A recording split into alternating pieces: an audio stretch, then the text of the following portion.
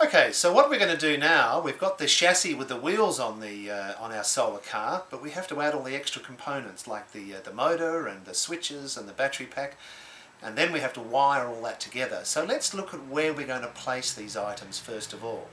So here's our chassis with the wheels as we've done before, and so what we're going to use now is we're going to use all these components, but we have to fix them onto the chassis. So let's have a look first of all at the motor. There's a motor mount, and the kit comes with 2 pinion gears. They're different sizes. There's a 10-tooth and a 12-tooth pinion gear. So I'm going to use the back of the block, and I'm going to place the 10-tooth pinion gear on the block, and then if I pick up the motor and put it over that pinion gear, and it's quite a tight fit, so I need to push firmly, and there we go, I get the pinion gear on the end of the motor. Because now when we make the motor spin, this little gear is going to spin around, and that's what's going to drive or help to drive our car.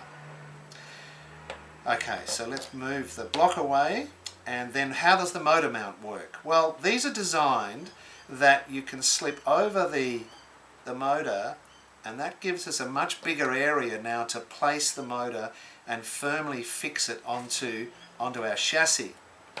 The kit comes with some double-sided tape, some little pads. So what we'd do is we'd peel off one side and stick it across the bottom of our motor here, and then when we peel the other side off, we can then position it in the right place. So just for this exercise, I'm not going to put this on, but I'm going to show you now where we want to put our motor.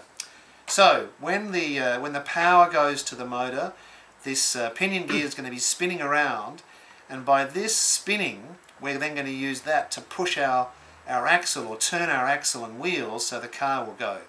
So the positioning of our motor is just here.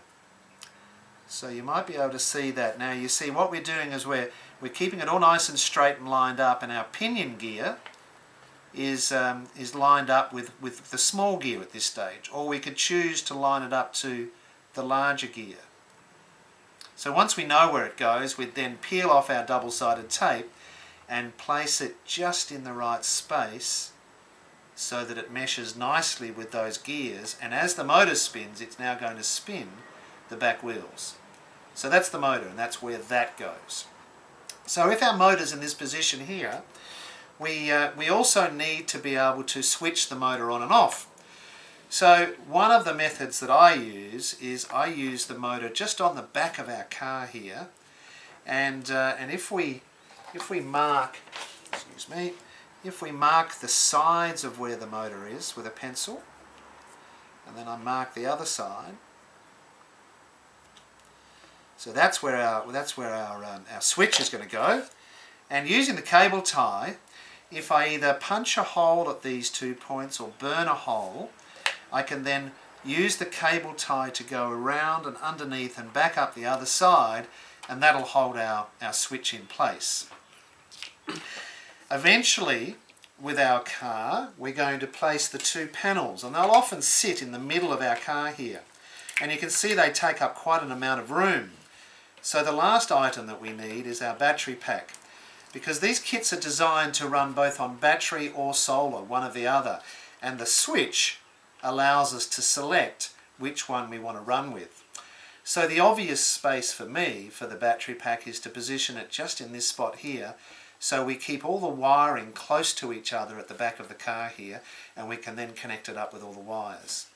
So let's just have a quick look at this. So we've got our motor in place, we've got our switch and our battery pack that are going to sit in this place.